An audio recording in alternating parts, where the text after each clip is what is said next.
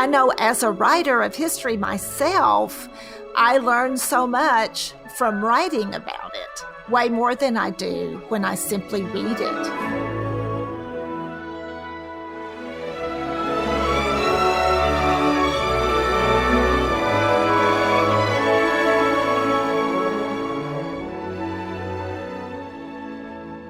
Hello, and welcome to the Arts of Language podcast with Andrew Pudewa, founder of the Institute for Excellence in Writing, or as many like to say, IEW.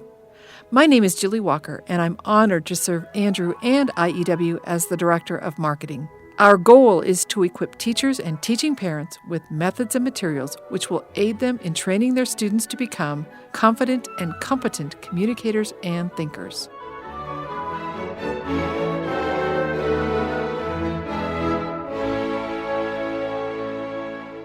Well, hello, Andrew. I know it's been a busy summer for you.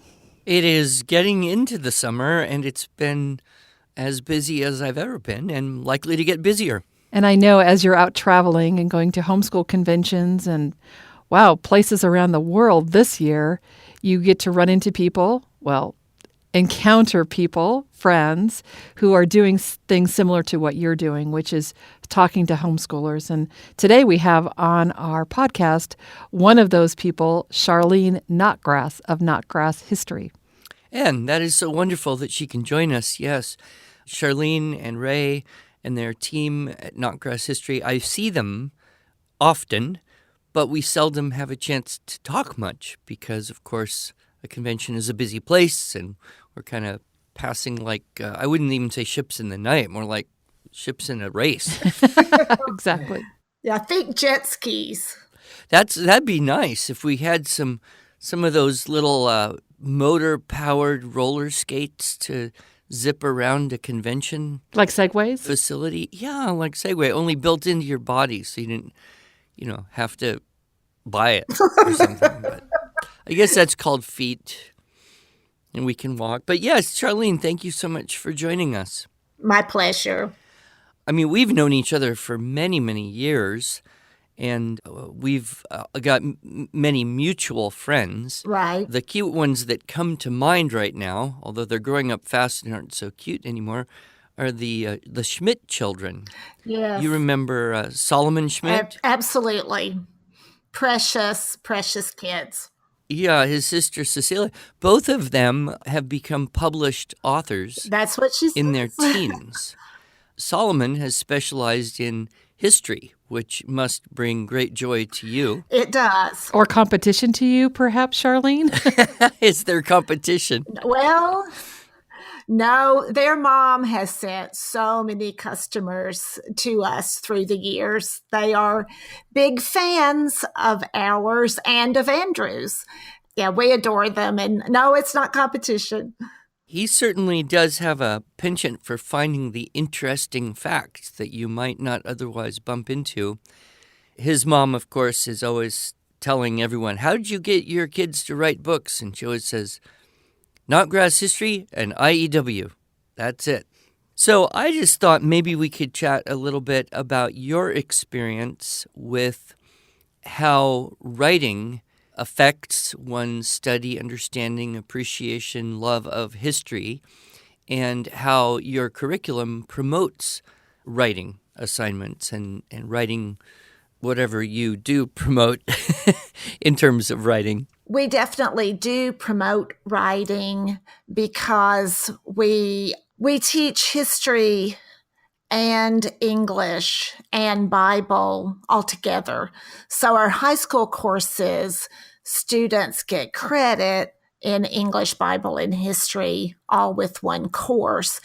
Although we do not teach writing skills, we appreciate Andrew for doing that.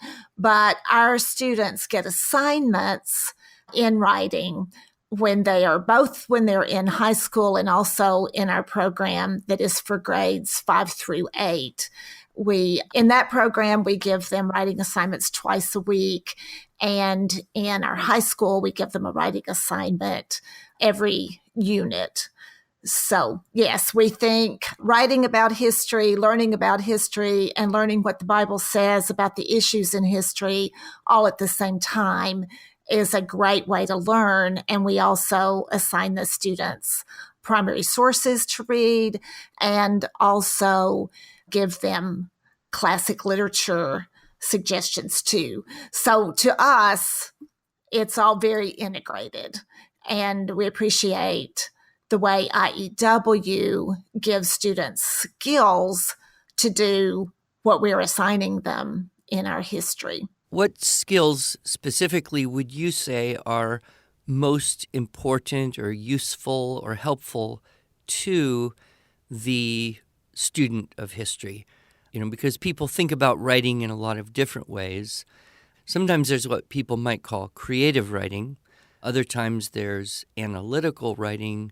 Sometimes in like high school literature classes, you'll get argumentative type of writing. And then there's also a need for summarizing. I remember reading an article not long ago by a couple university professors who had done research in the declining writing skills of high school graduates and college students, and they pointed out that just being able to summarize is so very important at a college level, and so many students don't come in with even basic summarizing skills. So I guess from your perspective, you've written the assignments, you've met students who've done these assignments, you've probably got a lot of feedback over the years. What would you say are the most important skills for students to bring to the study of history as you teach it? Well, that's a really good question, and I don't think I've ever thought about it exactly in that way before. The kinds of things that we assign, and I guess for us, we try very, very diligently to make our curriculum usable by a wide variety of learning styles and skill levels. So we, every unit in high school, give a wide choice of assignments. So they have an opportunity to do essays. They have opportunities to do summaries. They have opportunities to do interviews, letter to the editor, just a wide variety of different kinds of writing. So I don't know. I think students need to have all of the skills that you mentioned. And I feel like our assigning the students to write about what they're studying in history at the moment is really effective. We have suggested to people before, when they're using IEW and Notgrass History at the same time, that perhaps they use some of our assignments in our books. Use the way you teach them how to write, but to use our topics for what they write about to connect, the history and the writing together. Well, one thing we've always tried to stress from the very beginning with our teaching writing structure and style course and all of the seminars I've taught for the last 20 years, we've always said, don't have writing be kind of a separate subject all unto itself. Make it a part of your study of history and Bible and science and literature and current events and government. Whatever it is you're reading and talking about, that's what you want to be writing about, because then you learn what you're trying to learn so much better than just reading and maybe taking a multiple guess test or something like that. So I'm guessing that you found that to be true too. The things that students take the time to write about are likely the things that stick with them the most easily or the longest, would you say? Absolutely. I believe that. That's why we use the multidiscipline approach ourselves, and we are blessed. Ray, actually, my husband Ray, actually studied this way in high school just 1 year. He had a history professor and an English teacher who coordinated their study his junior year in high school. So his history teacher was assigning primary sources, and while he was teaching about the colonial period, the English teacher was assigning the scarlet letter.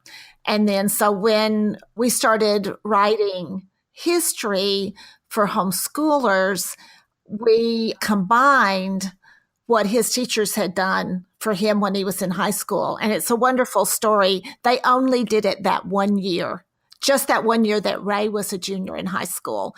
And then they went their separate ways. And it was just this one-time experiment. And we're grateful that homeschoolers in many, many places have gotten to do our history the way we do it because of Ray's experience way back in 1969. But we just think it's the best way to learn. Just life is like that. We learn by doing and thinking and experiencing all at the same time, I believe. And I feel really sad for kids who just study one topic at a time. All their classes are separated, and nothing in life is that way after they get out of, quote, school. So I think you're absolutely right. I know as a writer of history myself, I learned so much from writing about it, way more than I do when I simply read it. That's so interesting that you can trace your approach back to a single year of Ray's high school. That seems so providential. I believe it is. And it just really amazes me because we started our company to write Bible curriculum. I'm absolutely convinced that our story is providential because we were going to write Bible. And at our very first convention in 1999, a mother told us she wished somebody would write a Tennessee history. And Ray and I just looked at each other later that day and said, we could do that very naively. We could do that. And so we did. We wrote a Tennessee history. And then 3 years later, he said to me one day, I would really like to write an American history for high school students. I don't know if anybody would buy it, but I'd just like to write it. And I said, go for it. And he said, I'm going to do it the way I was taught in high school, and I'm going to add Bible to it. And that's how Notgrass History really started. And after that, it was homeschooling mothers saying, when are you going to write world history? When are you going to have something for first grade? That's how it happened. It really wasn't our idea. Now, have you found any schools also interested in your approach to teaching history, even so much that you've sold products to them? We have. It's not a huge, by any means, not a big part of our business, but we do have some Christian schools. Ours is, Christian worldview is woven completely through our curriculum. Interestingly, a lady we go to church with who is in the administration of our local public schools wanted a catalog recently and told us at a restaurant the other day she was getting ready to place an order for them to use our material in an after-school program. I can't wait to see if that really happens. That would be very exciting. Yes, we have tutorials and co-ops, of course, who use our curriculum, but we are seeing more interest in Christian schools using our material. And I know you have a big presence in schools, which is great. We have seen the schools are increasingly desperate for good writing instruction. If you look at it very objectively, the writing skills of high school graduates in the United States has been in continuous decline for probably almost 50 years, at least 4 decades and pushing 5. This, of course, presents challenges for college teachers, presents challenges for employers. It's, I think, very frustrating for the schools when they don't have something that will help them change that trend.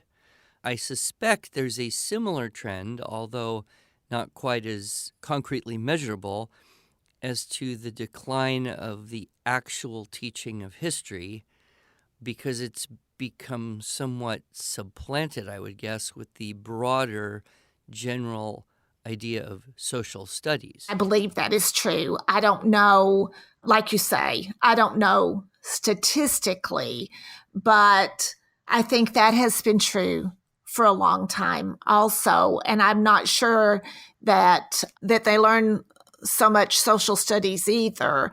I know when Ray was teaching adjunct at our local university many years ago, I know you're really going to be shocked by what I'm about to tell you, but he required his students, this is university level, to read one book during his course. It was The Giver.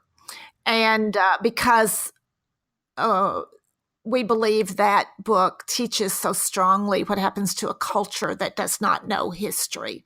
And that's the reason it is not a college level book by any means. It's probably, public school would probably call it about sixth grade. We would say it's high school because of the content. But anyway, he required him to read that book. And one girl told him it was the first book she'd ever read in her life. And she was a university student. Wow. I was waiting for the punchline there.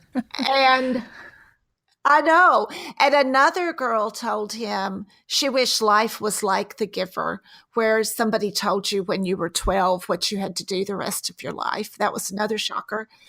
And then, but another thing he would do when the class began was to give them he did this for 3 semesters. It was a big boost. And actually, his notes from teaching that adjunct class were the basis for Exploring America when he started to write that. We believe that was providential, that he would be asked to teach one adjunct American history class 3 semesters in a row, right as we were starting Notgrass Company. But anyway, another thing he would do is give them a blank map of the United States and ask them to label it. And that was just appalling. I didn't know that Chicago was a state in the Midwest, but one of his students thought it was. I guess it depends on if you come from Chicago. And it was. That's okay. I once asked a student, can you name a country that starts with D? And he said, Dakotas. Could be a nation. And by the way, Chicago was not in Illinois. It was like Missouri or Kansas or somewhere on that map that the student filled out. So I think social studies and history knowledge seems to be pretty abysmal too. Yeah. Well, and in various places, I think more and more people are looking at homeschooling and alternative school situations because they perceive that the schools are just not either willing or capable or a combination thereof of imparting basic skills, basic literacy, basic knowledge of the country and the world. And it's becoming unacceptable. I bet you're meeting a lot of people coming to conferences for the first time. I meet a lot who say, we're thinking about homeschooling. Can we, we're trying to figure out, can we really do this or not? What might you say, kind of in closing here, if someone was wondering, could I really teach history? I don't know a lot of history. Are the materials going to help me do it enough that I can be successful? How do you answer that type of question when you hear it? Well, parents tell us, I hated history, but now I love it. They tell us my child hated history and now they love it. I'm sure you hear the same thing about writing. My child hated to write and now that they've used IEW, they love it. But we hear that a lot for Notgrass history. But for that mom who's thinking about it, I would tell her, absolutely, you don't have to know it already. The way we write our curriculum, everything is right there in the curriculum package. Mom doesn't have to do anything outside of what's in those books. And ours are actually student directed if the mother wants them to be. Now, she can be very involved if she wants to. And we have moms who read it right along with their student, read it to their student, study it together. We also have moms who say, here it is, you go do it, and that's successful also. So no, a mom does not have to ever heard of George Washington to use our curriculum. And if students are doing writing assignments with your curriculum, then the moms generally grade them, or what kind of coaching or help do you have there? We do have grading suggestions in our material.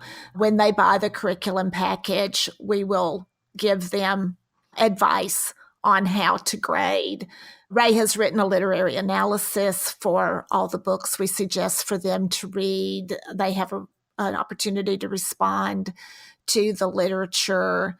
So, yes, we do help them. And we also are very available to our customers. So a customer who, they can email us anything and we get back to them with help. Andrew, as Charlene is talking about the writing assignments and using Notgrass History as a source text, I'm reminded of the podcast we recently recorded and posted on writing across a curriculum and how you can take sources from other places and create your own lessons. And we recommend that teachers who have done IEW perhaps for a year or so can do exactly that. So we'll be sure and put a link to that podcast in our show notes, but that would be a really helpful resource.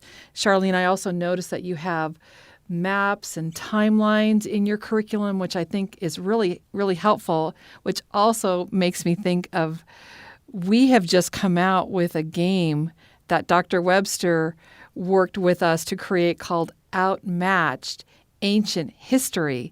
And I wonder how much of those activities and games would be related to what you have your students study in the ancient world, because I noticed that one of your books are called Adam to Us. Adam meaning Adam and Eve, Eve's husband, Adam.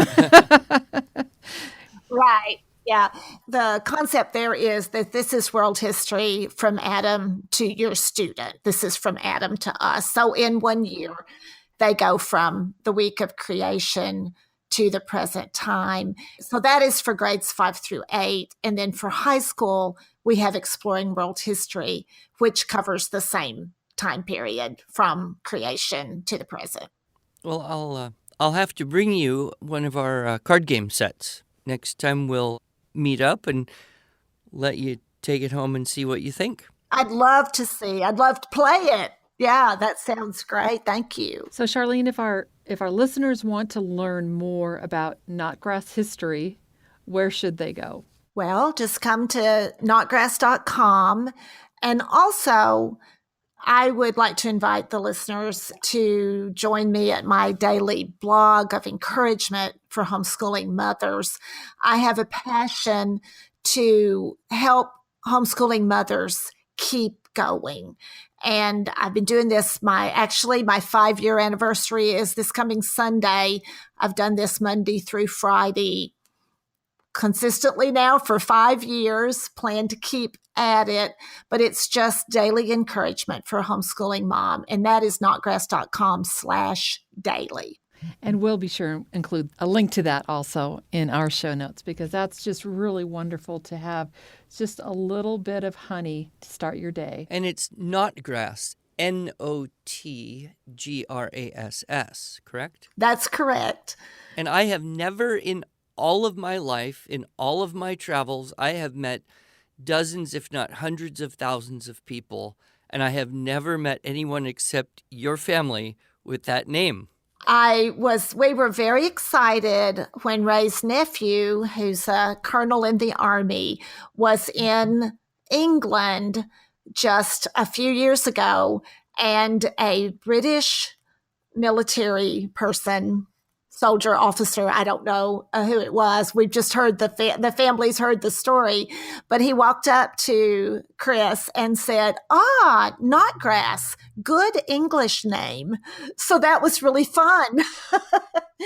We have met very, very few who are not directly related to us. Although back in the day when you could go to a new town and look in the phone book and find out everybody in town, we used to do that. And we have found a few over the years. And we have a really good friend in Waco, Texas now, who Ray found in the phone book. And you won't believe this. Their family left Tennessee, where we live, before the Civil War. And I could have shown my children a photograph of him, and they would not have known it was not Ray's father. Oh, wow. That's how much the genes had gone.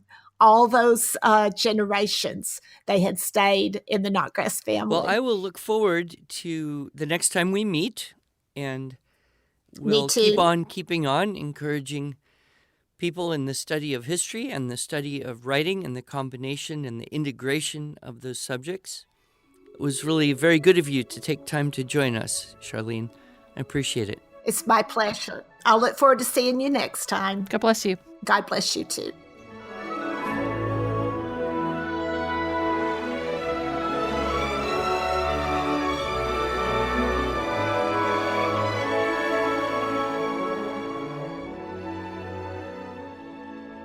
Thanks so much for joining us. If you enjoyed this episode and want to hear more, you can subscribe to this podcast in iTunes, Google Play, or Stitcher, or just visit us each week at iew.com/podcasts.